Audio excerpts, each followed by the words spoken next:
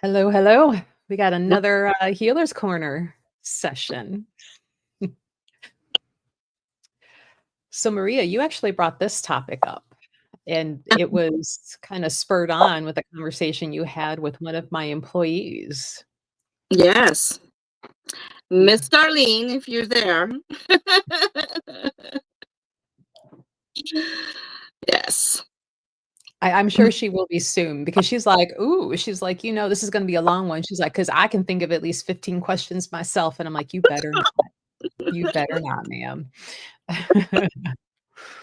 Though we do have some, important points that we wanted to pull out ahead of time about that. But I feel like it's kind of an important topic for those of us that do, you know, healing sessions and to make sure we're not taking crap home, that we're not taking on the physical aspects.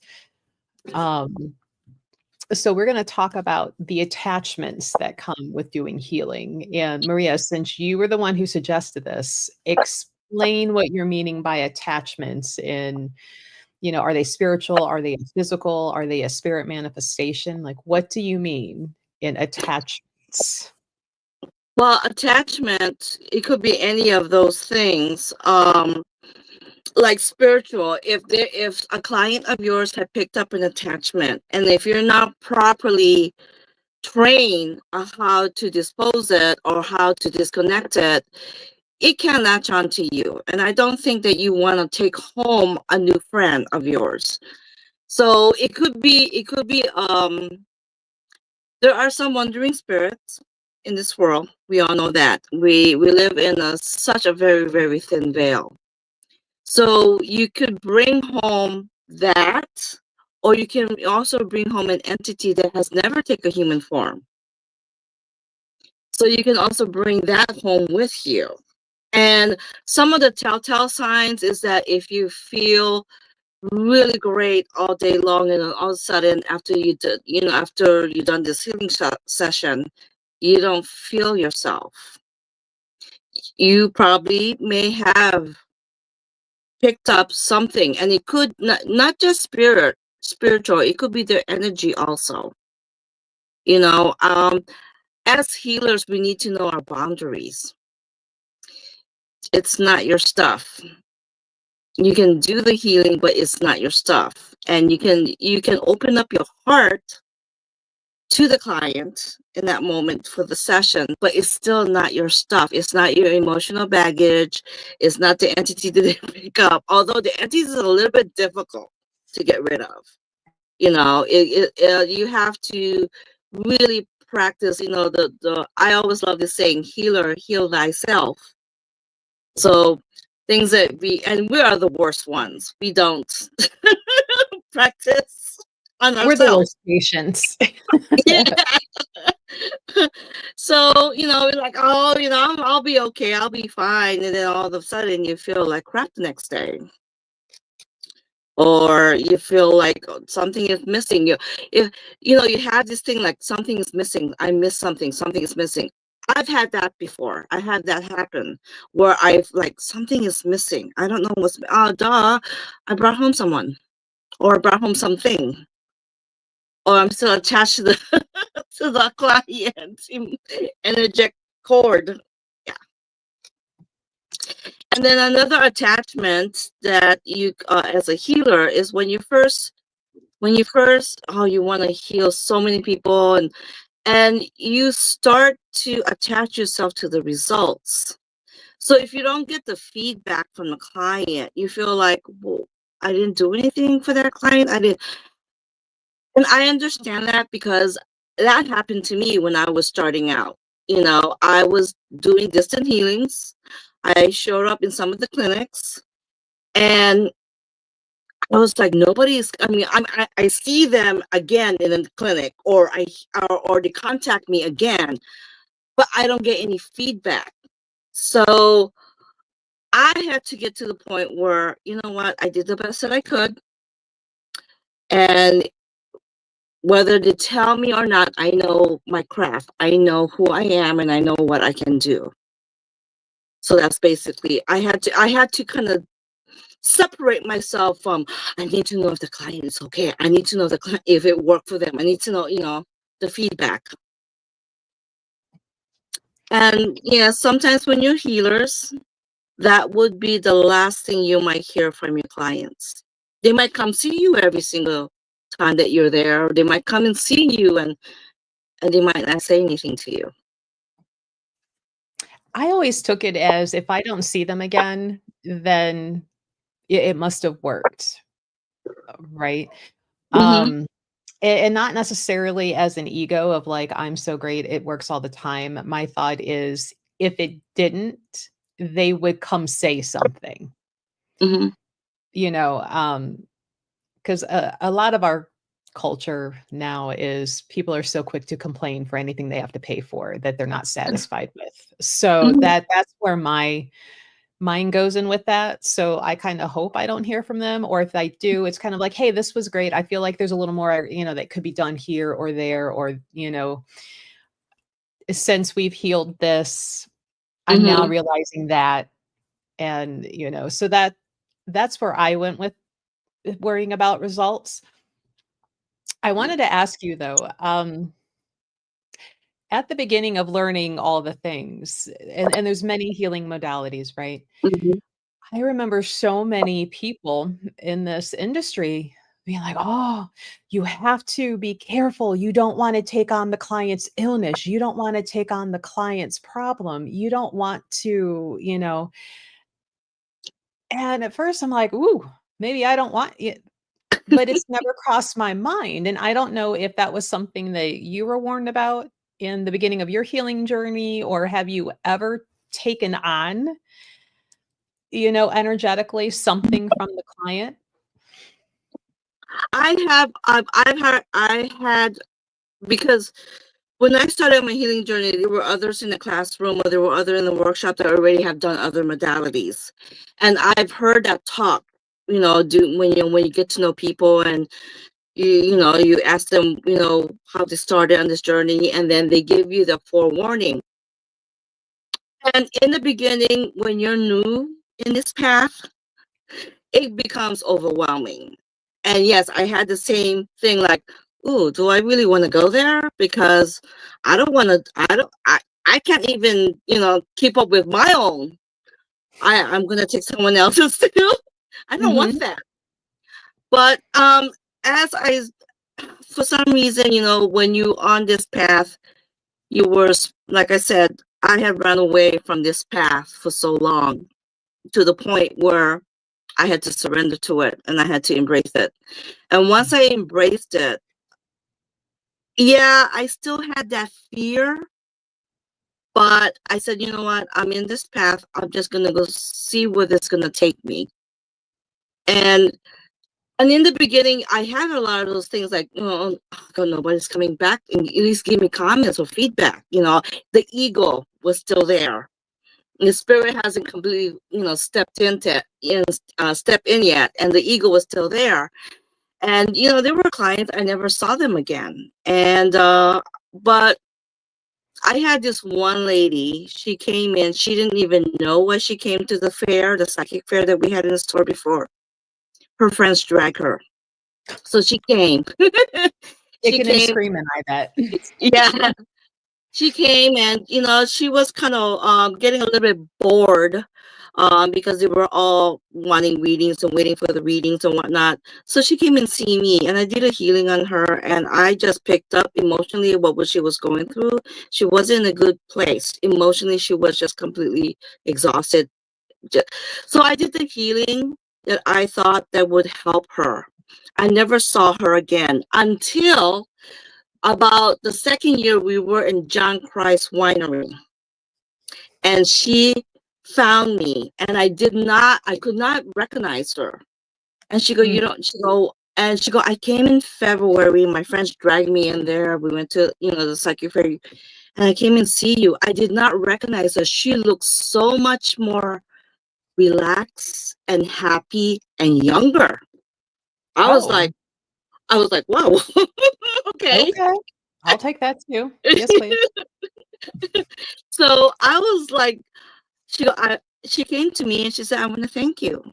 She said, it was just 15 minutes of your time, but that 15 minutes of your time did something, and she said, I was very skeptical about this kind of stuff, but as the days and the weeks and the months, I started getting a little bit better, she was just going through a lot of emotional at that time. So, and that kind of like, well, if I don't see them, that was the beginning. If I don't see them, I don't hear from them, then that's good. Yeah, You know, 'cause yeah, that's how I like to think. If you don't hear from them, they're processing, things are good, they're realizing, and then if they come back months later, it's usually with success or partial success, and partial meaning like they're still working through some stuff, right? Mhm. So, this is a good instance of, actually doing the healing rather than creating a paying client. Yes. You know? Yes. I think we have actually turned away people that come too often who aren't taking the time to actually do the work, to go through the healing process, to address all the things.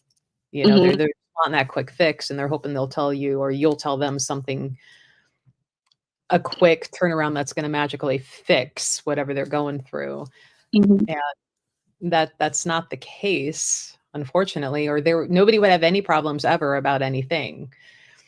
But I don't think, though, in any of the healing work that I have done on other people, that I have taken on anything from them. And in doing that work, like, I can see energetic imbalances. I've seen attachments of actual spirits, following them around. In some tradition, they're called cause spirits, and Mhm. was able to either help them cross over or be like, you don't have to, but you can't stay here, and out the door you go. Mhm. And helping the client make sure that they're not reattached to. But I've never had anything follow me home. I've never taken on a physical ailment. And I don't know if that's just because I come into it almost in like a clinical set, that I'm like, here's the issue, here's what we are going to do to work on it. Because I don't think doctors in a hospital are like, I hope I don't take home this gangrene toe. I hope it doesn't.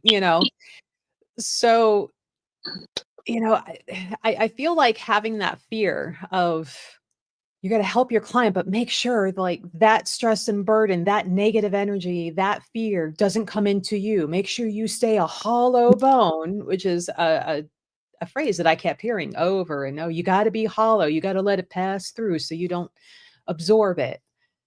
And I'm like, well, why would that absorb into me? That's not my problem. And maybe that's just the ignorance on my part, but like that's never been an issue, but I hear it all the time. Yeah. And I hear it. I heard it, like I said, when I started in this path, and I was like, okay. And it got to a place where I said, you know what, you do you, I do me. And I began to realize, I said, you know what, I am completely connected to everything, but I am not attached to anything. I had to embody that mindset, and I removed my ego from. And I had my higher self, my spirit step in, and all my guides step in and remove my ego from it. And it is really hard when you are beginning, you don't have any guidance. It is Mhm. really, really hard because I just didn't know what I was thrown into. I had an interest. That's the reason why I got myself in that workshop. And spirit kind of made it, because I didn't pay for 3 of my workshops. It just came to me. So I took it as, okay, I have to be on this path, because I said, oh, I can't, because it's the workshop, is asking for, and then boom, it came in, boom, it came in. And a lot of people, I love hearing stories from other healers that were, how did you get in this path? Well, a book hit me in the head in the library. Mm. I was like, okay. And nothing that I ever thought of. It hit me in the head. Read Mhm. it, couldn't get my mind off of it, kept on thinking about it to the point that it's just start to consume your thoughts. That is one of the healers that I came across. I was like, wow, that is so cool. and I experienced that also. You get onto this path, but you don't really know what you're going into. And it's kind of nice when you find other healers and you start talking. But as far as be careful because of this, be careful. You do you. You do you. Don't, this is your path. It's not their path. And you're not going to compare your path with someone else's, period. I want to say that there's at least one colleague through the store who I would say the attachment issue, and I think that maybe the most scary is when a client gets overly attached to the healer and starts crossing boundaries almost in a stalking type manner. And we got to a point where I had to stand in front of the shut door to put myself between the client trying to get into, the healer at that time. And that healer, like having the call for, I forget the name of the organization, but it was like psych services came out. Mm-hmm. They took that client because they were in such a spiral that like there was no reasoning, there was no like, I'm so sorry, that person is not available. You will have to like schedule. You can't just, and then come to find out in talking with that healer, like the nonstop texts, the nonstop phone calls, the nonstop emails, and then just showing up and not taking no for an answer. And honestly, I would be more worried about that than taking on some heaviness or some negative energy from my client. Mm-hmm. Just a physical safety and boundary. And that's where I think it's really important with healers and clients that you set good, healthy boundaries, not only for them, but for yourself. Like business hours are business hours. Mm-hmm. This is the one and only phone number you can call between this time and this time. If if I'm going to give you texting permission, again, this time to this time, and do not expect me to immediately answer because I have a life outside of you as well. Like I have my own family, I have my own job. And, I understand that clients, when they're in the midst of what they are feeling as a crisis, they want help and they want immediate response. But, at the same time, boundaries Mm-hmm. and not, allowing that constant overstep. Because once you give in that one time, That's it just it. ends up snowballing, especially if they are mentally unwell. Mm-hmm. And I think that's another good topic to kind of maybe get into is like when and how, if you had to make the suggestion of like, you need a mental health professional. Yes. I have done that a few times with some clients. And I knew they were unstable. They never text me or call me. They just showed up and they came for a session. And I specifically said, maybe this is not the right fit for you. I think you need to go and see a psychologist, something that can help you get things squared away in a way of thinking. That didn't work. She booked another session with me the following month. So at that point, I really had to set some very clear boundaries. That is nothing against my abilities, but I specifically said I think you need to go and see someone, a group therapy, psychology. Do that first, then come and see me after. But do this first, because she was just in a whirlwind of depression, and I knew she needed some kind of medication. Um, I don't have the credentials for that. Healers, energy healers, or any other modality in energy, we don't have the credentials to do that. We cannot, we cannot diagnose, we cannot prescribe. So the best thing I did was I said, you please go and seek a group therapy, psychologist or psychiatrist that can help you with this. But yes, I had to do that to a few. And it's important to do that, Oh yes, you know, it's very. and that's also keeping that ego in check and making sure that you're not the savior for all and the healer for all, like that, you know, back to one of our first episodes, like you are not the healer for everyone, and knowing what's best for the client of like, you need to talk to somebody in this field over here because you Mm-hmm. and I are not achieving what needs to happen for you. Um, and then that's ultimately what ended up happening with that client that, you know, we had to call and have taken out of the store. Another semi related, not quite the same. And I feel like this maybe happens a little more for male healers, because our clientele is mostly female, right? Mm-hmm. There is a growing interest in with the guys as well, but you know, in doing field research, it is predominantly a female interested demographic. Um, Male healers like knowing when to keep those boundaries and those lines so women do not start overcrossing, either trying to turn it into something that it shouldn't be, Mm-hmm. or accusations if they're displeased. And Yes. not trying to blame anyone, but actually had that happen with the store and Mm-hmm. had to cut off a client from seeing any of our male readers because of what she was saying and doing and proclaiming to readers about what she felt was happening. And I'm like, yep, no, we're not having that. And that needs to stop right now. And as a matter of fact, you shouldn't see anybody here at this point. You should go seek help, you know, elsewhere. Yeah. Um, and that's where those boundaries are really important, because sometimes it's the client that's attaching to you and not just anything that they're carrying in energetically or spiritually. And again, I'm more afraid of the person, you know, physically than, you know, anything that they're bringing in energetically or spiritually.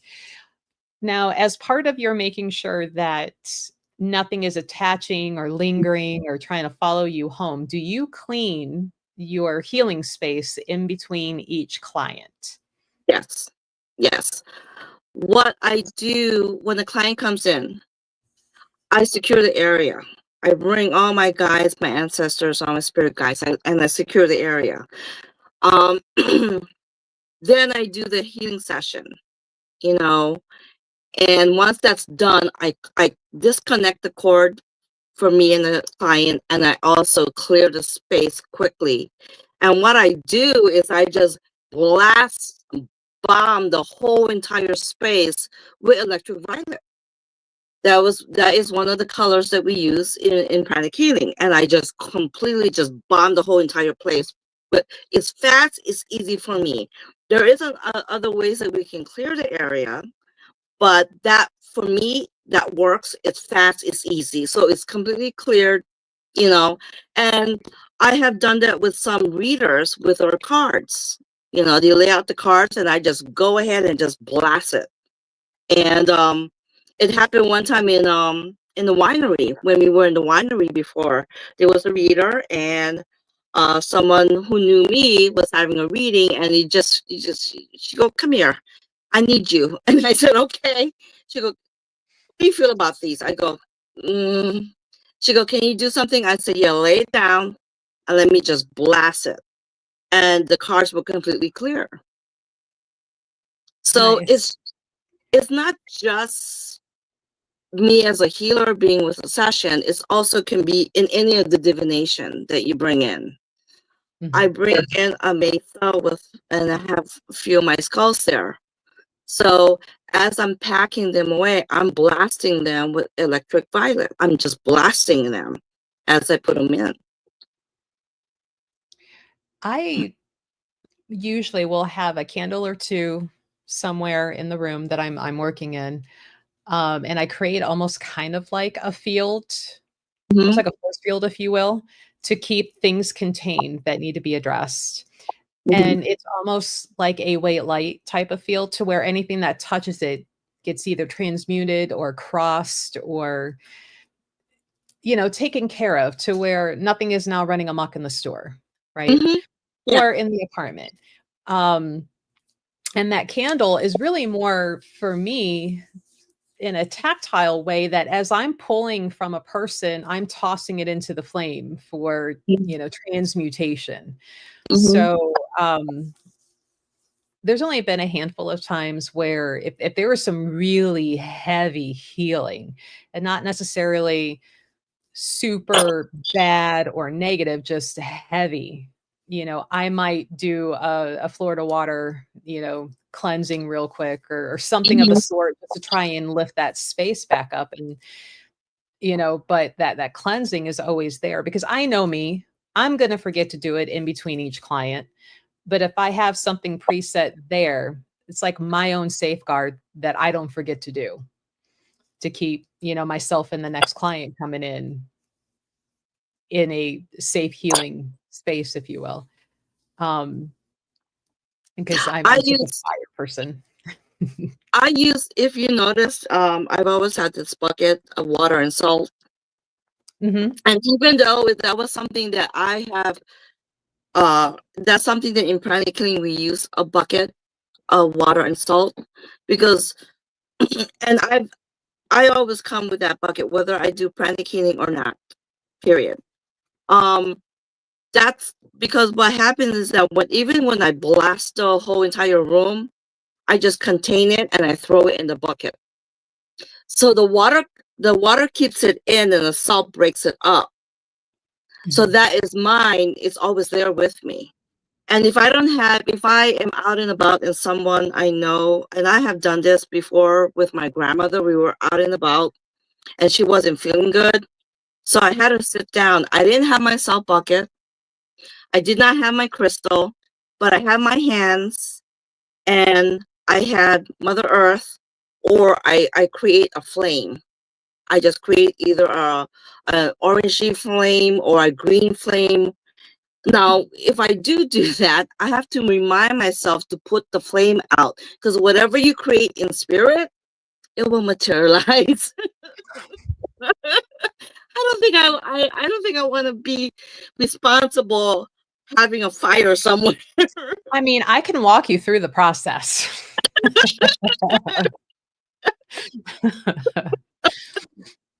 Think about it now, how many years later, but But that was a physical thing, see. boy, was it. Yeah, that was between you and the atmosphere. It had nothing to do with someone creating a Oof, fire. that was rough. That one was rough. But you But make a flame and then but what do you do when you're in public and you're making the flame? I'm making the flame on Mother Earth. And then whatever I grabbed out of her, I threw it there. And then when I was done, I thank Mother Earth for letting it, and then I pull it out. I just did my hand and I put the fire out. Sometimes I do have a hole in Mother Earth, and I ask her, please take, all these hucha that I'm going to be giving to you. So I do that. Um, that is something that I picked up when we went to the Xiaomi class. I picked that up. So I said, oh, if I don't want to do a fire and remember putting it out, I just dig a hole. I have to remember to close the hole though, because you don't want someone eventually that's going to materialize and someone falls in. You mean sinkhole?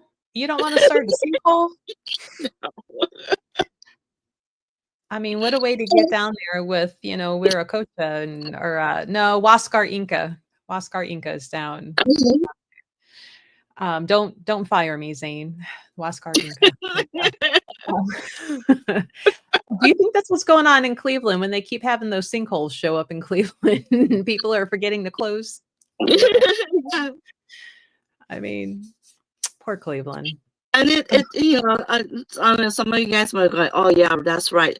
It did work. It did happen to a healer. She kept on creating this little fire in her house that eventually materialized. And I was like, oh my gosh, I don't want that. So I always, in the beginning, I said, remember, put the fire out. Remember to put the fire out. But now it's just second nature. So Now, we touched on this briefly, but setting boundaries with clients. It's kind of easy, I think, for like you guys at the store because everybody knows you're signing up either for a 15, a half hour, an hour. But if you're seeing clients like at home or how are you setting boundaries with them to make sure they don't just run amok over your personal time? Well, because in the beginning when I started doing this, I did distant healing, and I just give them a flat fee. So I don't talk to them on the phone because I'm doing a distant healing. So they have to be, and also it's actually it's a safety issue. I don't want them to be cooking, operating anything, machinery, driving, because everyone, the energy will hit them differently. So they have to either be getting ready to go to bed or already going to be in bed. And Mhm. for me, that works. It's wonderful because I am not dealing with the ego being completely awake, thinking about, oh, is this working? Is she really doing the healing now? Da da da. So they have an option. They can tell me what times to go to bed and what days they would like this healing. Because they may have a busy day, the next day, and they don't know how the energy is going to hit them. So that I prevent that from it running amok because they're asleep. Now, Well, as far as someone calling me for a reading, I have had instances where a person would, I'm giving the reading, they ask the same question in a different form, thinking that it's going to be a different answer. And I said, I've answered, and I said, your time is up. I do have another appointment, whether I do or not. Um, and I want them to realize that they have to think about what was said in doing the reading. I said, why don't you go over? I go, and I do encourage them to tape it. I said, if you have a recorder on your phone, please tape it. mhm. I go back and listen to it again. I'm hoping that they see that they have asked the same question 3, 4 times in a different form, but sometimes they may not. But I'm not going to be there to hold their hands. Well, yeah, that's I said that. So yeah. So given clear times that they can book or schedule, Mhm, I'm sure there are a lot of readers who will use, like on their business cards, like a Google Voice number that you can get for free. And that's the number that goes on business cards. So clients don't have like their real personal cell phone. mhm, Some readers and healers, just to make that clear, readers and healers will have like a public name that they'll use for, like, professional pages on the socials, and then that way their private and family can be private and family, just to make sure that one, client just doesn't show up at the house, show up where you're working, Googling the name to see what they can find, and, mhm. sometimes there's some scary things that can happen. I watch too much crime. And, it's gonna be like, "Oh, no, we need to use a different name and a different phone number, and, my shipping address is the store address. You ain't getting nothing pers." But making sure setting those boundaries, and if they start to overstep, making it really clear, like, Mhm. you're not entitled to that just because, Yes. which is really important. Now, I think one of our last points that we're like, "Yeah, let's talk about this," was knowing when to fire a client. And Well, obviously, if you're overstepping those boundaries, it's time to fire yeah, that client. yeah, yeah. If they're overstepping the boundaries, I, I it's hard for me to tell someone, look, I'm not gonna, I just gently, you have come to me X amount of time for different thing, but I have this thing, different player, same issue. It takes different form, but it's the same issue. Mhm. Maybe you need to find someone else that can take it to the next step. I have no problem, there have been times where I have like, I said maybe you need to see someone who does Reiki. Maybe you need to see someone who does, a deeper hypnosis. Maybe you need someone to see a medical intuitive, even though I am, but I, medical intuitive is nice for me to know what's going on when I'm doing a healing on someone. It's not something that I advertise. It's just too great of an area. Well, and there's a lot of liability Yeah. with the medical thing, and the fact that not licensed to diagnose or prescribe, that's where you Yeah. gotta play it safe, Hmm. for yourself and the client by not making grandiose claims or just I think what you would do is like, "Hey, go see your primary in regards to, Hmm. these issues that you're telling me about. You're not imagining, you know, Yeah. Or I because would tell them, humor me. When was the last time you had a physical? Oh, I have never had. I had a client. I've never had. Now, mind you, his wife is a wife. His wife is a nurse. Oh, I've never had a physical. I go, and oh, my wife keeps telling me I need to go get a physical. I go, humor me. Just humor me. I mean, we were friends. I belong to this meditation group, and we were friends. I could just humor me. He said, "You saw something, didn't you?" And I said, "Just humor me." Didn't think anything of it, and then he said, "Well, maybe I should go and see someone." And he started asking his wife, who would she recommend? The thing is, plant the seed. Sometimes you need just to plant the seed. So he looked around. There was one person that he wanted to go and make an appointment with. And a few days before the appointment, he literally had a heart attack. And that's what I kept on seeing around his chest. It was just completely dark. It was just completely dark. And I did not want to say that to him because, again, this is a gray area. So it just completely dark. And so she knew exactly what's happening. Didn't even wait for the ambulance. Just got him in the car, got him to the hospital. Immediately had to go for an emergency surgery. And he had a widowmaker type of heart attack. And I did not know that until later on. He said, "Thank you." He go, "I should have listened to you the day after you said that." And I said, "Well, yeah." But he said, "It is, I go, it happened the way it happened." But I go, "Thank you, still here. You have some things to do." Mhm. So it's like Yeah. like that, it comes in when you do, especially when you do energy healing. I'm pretty sure it happens to you, Melissa. You might notice something, or something is really imbalanced, or something is really tight, or really, really muddy and hard, and you notice that, but you don't know exactly. So could you please call your physician and ask for get a physical?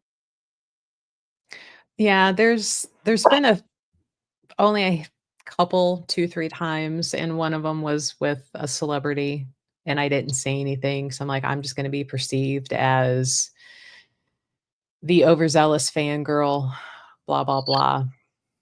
And a month and a half later, like, one of my favorite musicians, heart gave out. And I'm like, "I should have said." And I'm like, "Well, what are the odds he would have listened anyway?" But we have some really good cardiac centers here in Cleveland, and, only a couple times. Um, I tend to stay more on the energetic side and with the healing and trauma, growing up trauma, like, what got you here so we can Mm-hmm. fix it? And I stay away from the medical mainly just because, I'm like, I don't even know half the time what's going on with mine. So how am I going to accurately help somebody else, right? So we'll leave that to the professionals who know what they're doing, and we'll address this right here. T and Mhm. Tarot says, if a psychic tells me to see a doctor, I'm going. Right. I'm whipping out my phone so quick, pulling up my charts, sending a message, and scheduling an appointment. Why are you here? Because Maria told me to be. Run all the tests. But But yeah, I mean that I do see things and I do notice things and I will not say anything because I don't know. First of all, I don't know where their mindset is at. So I said just humor me. Just please, when was your last physical? Maybe you need to go see your physician again. Mhm. I We'll just bug them plant again. seed. Yeah, I like the planting the seed because probably the person had been feeling some things in their body, but didn't take the time, don't want to even see a doctor. I mean, who wants to go see the doctor? They poke and prod you. But, I had planted the seed. And again, I am not attached to what their actions is. I planted the seed, and they have to proceed from there. Right. You Yeah. can't physically walk them out of the building, take them to the I'm like, "I will drive you." Like, we can't do that. They're not gonna let you do that most likely, No, no. unless you're willing to pay for said doctor's visit. You know, you're gonna assume the copay and the doctor visit and everything else. Okay, sure, we'll go. Yeah. Um, but that's all very, very good points, and I'm just trying to make sure we haven't forgotten anything to talk about, since we are talking about, attachments in working with clients from the healer's point and in a way, even reader's point, um, to make sure you're not keeping attached to that client after they leave your table, or that they're not overstepping bounds and trying to call, text, just physically show up when they're not supposed to. Knowing when you have to set those boundaries and when to fire them when they are clearly overstepping boundaries, and or when they are in a mental state where they need some medical professional psychiatrist or Mhm. therapist, and kind of go on like they are outside of that scope that we are able to help them with. um Let me see. You already talked a little bit about you personally experiencing an attachment when you forgot to detach from the client when they Mhm. leave. Mhm. And I think that's like a different point. Like I never thought of that. And when you say that you attach to the client, like that boggles me because like I don't energetically attach to them. I'm looking at them, and I guess more of like in a way, I guess a cold clinical, because I'm looking at them and what's going on and how to operate from there rather than attaching energetically and um working from that standpoint. But it might make it easier for you, I feel, to Mhm. assess what's going on for them. Mhm. Because you need to know exactly where they're coming from. But I learned in pranic healing that the moment you walk out the door, eye contact, speech, smile, that's an energy cord that just happened. Mhm. So you might have this like, you this is the client, this is me, but the fact that you're interacting, there is an energy cord that's going on, underneath that. So I just go ahead and just cut, cut, cut. That's what I do.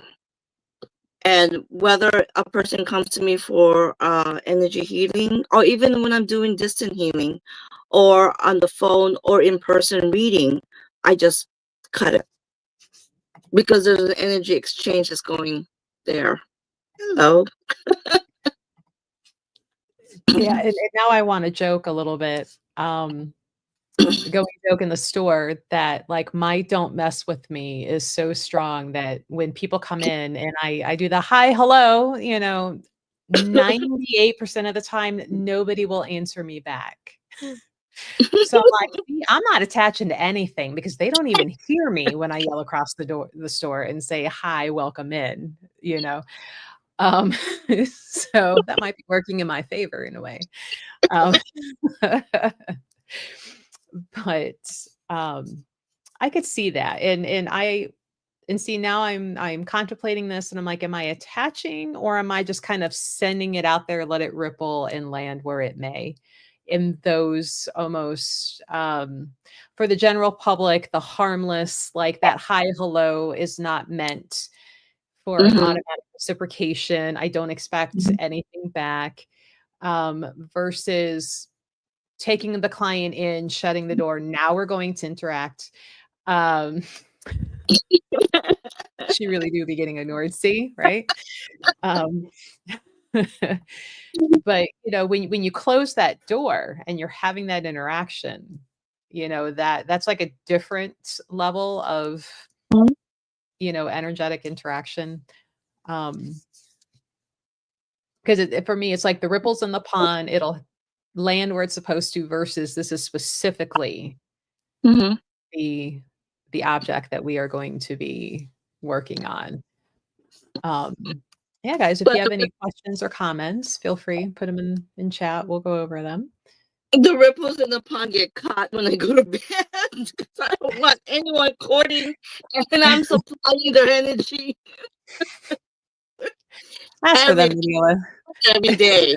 I'm cutting the cords, and it's funny because one time we were out in public. My son talked me into going Black Friday, and I got the crowd of people, the energy. I was just getting hit, hit, hit, hit. And I could not. I was like, I need to get out of here. And we were in the mall, and I said, I need to get out of here. So as soon as I sat down, I started cutting, cutting, cutting, and my son is just embarrassed. Wow, there's a lot of people don't know what you're doing. I go, I don't care. I'm just cutting. So I just started doing this, so people just like, what is she doing? But yeah, I Minding my just business. minding my business. But yeah, and then I said after that was done, I said I just need to go home. I just need to go home. But every night that is a ritual for me now. I just cut.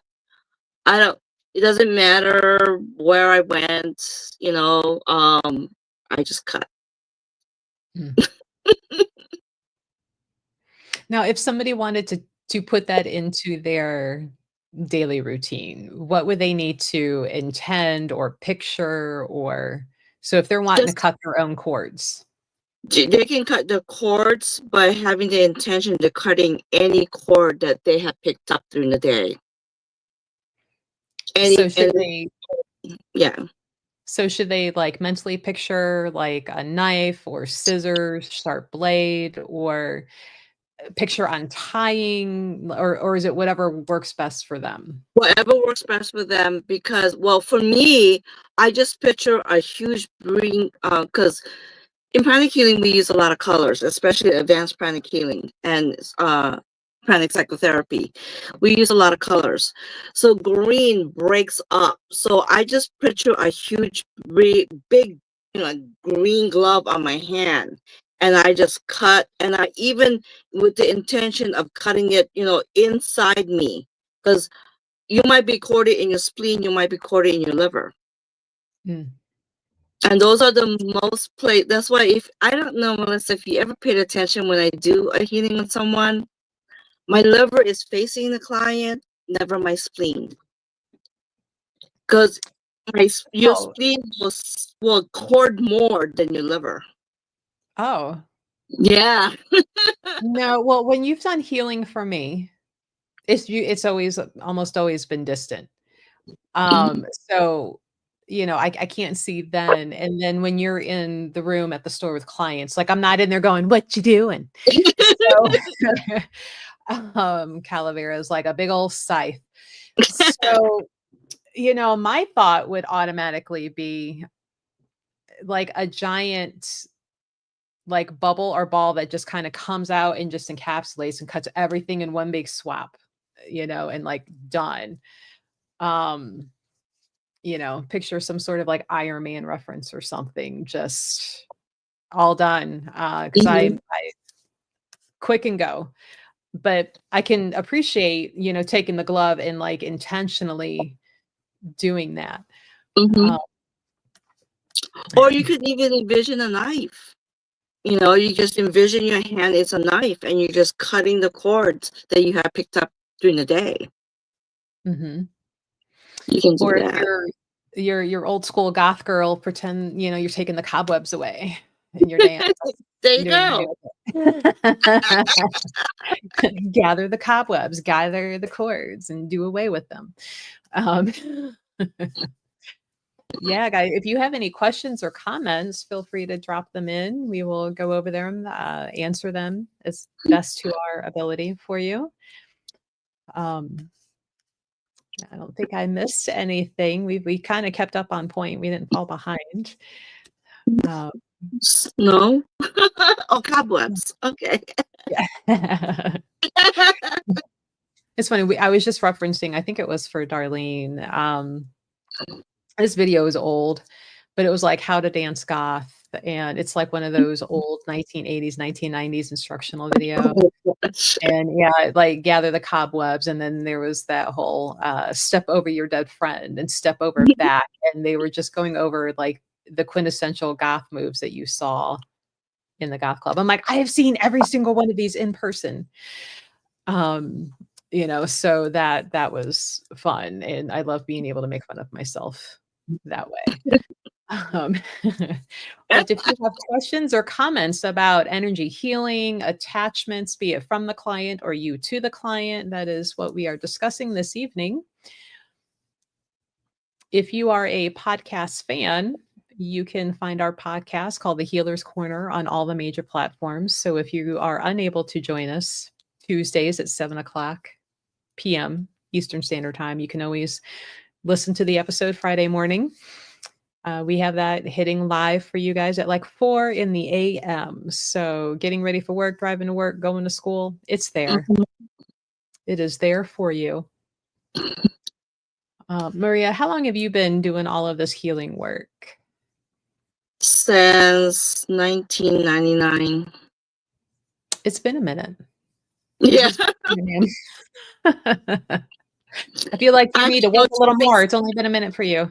Yeah, I had no choice. It wasn't something if I had if I had a choice, I would have could still run away. Even now, knowing what you know, you would still run away? No, not now, but if I had the choice back then, yeah, I would still be running away. Now, but no, I like it.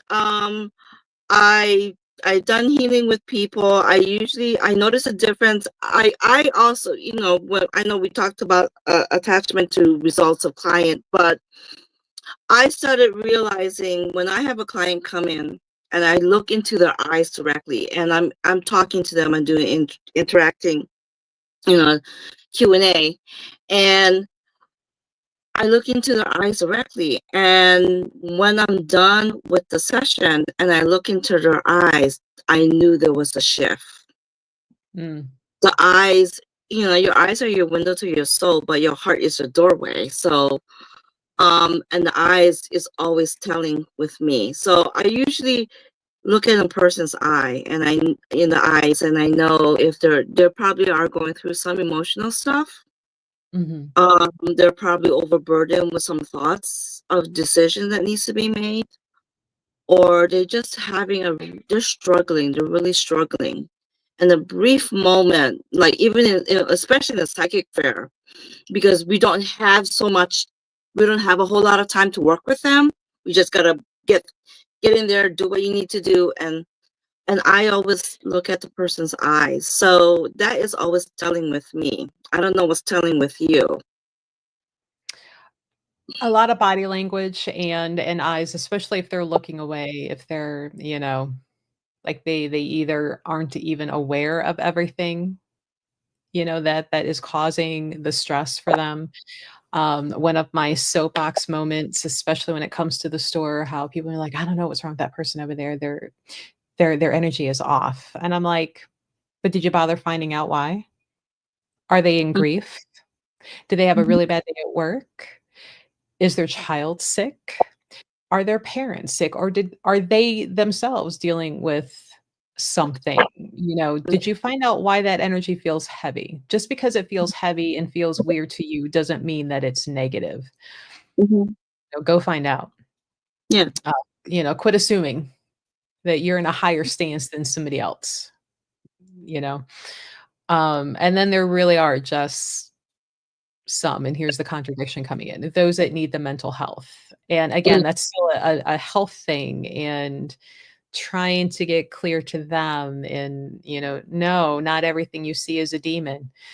Not everything going on is this, that, or the other thing. And there's been times where I've gotten kind of mean with some of these clients. And I'm just like, what makes you so special that Asmodeus of all demons are going to come for you, soccer mom? Mhm. Are you secretly leading a giant nation? Are you leading a giant, religious organization that they are coming for you? Like, stop it. Um, and that's where the tough love will kind of come in, and just like, no, that's not what's going on. How about this? How about that? It's not demons in your life keeping away every significant other. It's your lack of, being able to attach to a person. It is your daddy issues. It is, it's not a Some demon. underlying thing that, Yeah. and it might go back to a child trauma, Mhm. something heard, done, or whatever, and and everybody has some kind of baggage, but just because they're coming in there completely lost, completely not all there, completely heavy, heavy. I mean, I have felt heavy energy, and it's sticky. It's very sticky. It's for me, it's like worse than tar. It's hard tar, and it's very sticky. And I have felt that, so I will not turn that person away unless I find out there are some other emotional issues that they need to go and see someone in the mental professional health. And that's another thing too. I'm so glad in our society now that we're not labeling, and I don't like labels. I never like labels. Labeling these people as crazy. They're Mhm. not. They might be going through something, or maybe there was a trauma that happened when they were younger, and they have never really, or don't know how to deal with it. You Mhm. know, um, we had a story in Pranic Healing. We had a lady, my teacher, Master Stephen Cole, he had a lady that came into a class, took the class, sat in the front row with her friend out of state. He likes to bring people out and demonstrate, having the audience, someone up there and demonstrate. And he did a healing on her, and she started screaming and yelling, running around the whole entire ballroom. Didn't know what was up. He had to dismiss the students, try to get this woman calmed down. And they finally got her calmed down, and she was staying in the same place where the class was. Went upstairs. He did not think of seeing her again the next day. He did not. He just assumed that they're probably just going to leave or not come back to class. She came back. He did not recognize her. She had a child trauma that happened in front of her that was very traumatic, and she literally had to run for her life. And so when he did the emotional healing and he took that out, it just a whole rage of emotion that came through. And I mean, one of our readers, he readers, and he does healing too. He makes fun of me. He go, "How many people did you make cry today?" Crying is purging. Crying, coughing, that is purging. You're in the beginning of letting go stuff. or maybe you might reconnect to a memory of dearly departed loved one. And that had happened to me too, where this woman, it was so traumatic for her to lose a family member that she put away stuff so she won't have the memory of it. She didn't completely grieve. So the moment that I did the reading and I started describing, and she just let go, and she yelled and cried. And to me, that is purging. That's beginning of healing. Mm-hmm. It's connecting, reconnecting. So Just because you put it in a box in the back corner of the mind doesn't mean that it's been dealt with.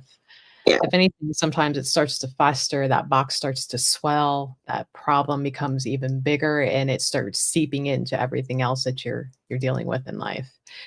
Um, but yeah, tonight's topic, attachments and healing. Questions and comments to that topic, we will gladly answer and talk about. Um, right, facts. Just because it's in a box in the back doesn't mean it's taken care of. Mhm. Yep. And So I, I you know, I remember my teacher said, your greatest client may be the most challenging one. Mhm. He said, you will get the skeptics, you will get the show me what you can do, and then you'll get the desperate ones who don't know what's going on in their life, have no clue how to deal with, and they're the greatest challenge, but they will be the best clients you ever had, because you will Mm. also learn something. Mhm. Yeah. Well, I find a little off topic that sometimes when you have the repeat of the same type of client, it starts, at least for me, making me realize, like, oh, what about myself here? Like, what are you trying to get me to understand about myself as well? Okay. We will talk about that then. Um, so, being willing to take that information for yourself is with the client, instead of like, I don't need to worry about that. My box is nice and great and sealed with duct tape and sealing wax and painter's tape and cement. Um, yes, and air dry clay and like, I don't have to open that box and you keep tinkering. But yeah, it's I feel like a lot of times, like, even the healing for yourself as you're working for the client, because sometimes as you're pulling that energy, it will spark in you, and you're like, Mhm. okay, yeah, we'll deal with that later. We'll we'll address that later." Um, but yeah, we were talking tonight about attachments and healing, be it spiritual, energetic, physical, where they don't respect your boundaries. And you have to, make sure you're staying safe energetically, spiritually, and physically.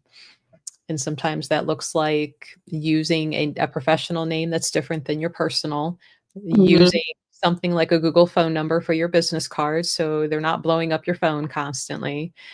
Um, not being able to use your name and phone number to reverse look you up and try to find where you are and find all of your private social media, using your professional name in your social media. So again, your family and friends are separate from work. Mhm. Um, so you can enjoy your downtime. Um, are we forgetting anything, Maria? I don't think we are. If you guys have No. any questions or comments about tonight's topic, we will we will definitely go over that. I know we have a couple of newbies in some of that. So if you guys have questions or comments, then we can answer those for you. But between the two of us, I think, wow, we counted it out, I think, on the last episode. It was like 8. Was it like 8 healing modalities between the two of us? Yeah. Um, right. Keeping identity sacred is important in this line. And Oh it is. yes. It is. I always cringe a little bit when I find out that a reader or a healer are doing things out of their home. And I get it, right? It's easy. It's not another rent you have to pay for, but it's if you unfortunately get that client that starts crossing that line hard, Mm, it is harder to do away with them because you can't escape to home. You can't leave your healing office and go home. You're already there and they know where you are now. mhm. So I think it's really important for the safety of all involved to make that boundary. Um, never thought of that, right? Um, and I maybe wouldn't have stressed that enough if I, like I said earlier, didn't have to stand between a client and one of my facilitators and not let this person in. And thankfully, the client was, an older lady. So if she really were to physically attack me, like I wasn't going to be worried. But had it been somebody younger in better shape and everything, that could have been a problem, and 911 would have been called instead of mental health services, Mhm. obviously. But when those services were called, we had to get a hold of the landlord and be like, "Don't tow that car. That client was taken out. Family members are coming to pick that car up, but they can't get there for 2 days because of work schedules and getting the keys from her in the hot, like it's being taken care of. Please don't tow that car." So, really important setting those boundaries. So, for everybody's safety. But well, thank you guys for joining us tonight. Next week, I think we decided we were gonna talk about some ancestry work in this Mhm. field, in this line. When your ancestors are telling you to do different things in the healing, and you're like, "Well, I never learned that, but I'm gonna do it anyway." Okay. And I can't wait to hear what grandma is telling you to do from the other side. Oh God, grandma. Hawaiian grandma and all of her knowledge that she can send over from that side now. Oh gosh. Yeah, she Can see doesn't. her already bobbing her head. Mhm. But thanks for joining us. We will be back next Tuesday, 7 o'clock Eastern Standard Time in the PM time. You can join Mhm. us live, ask questions, talk with us, and we look forward to seeing you next week. Bye, guys. Bye.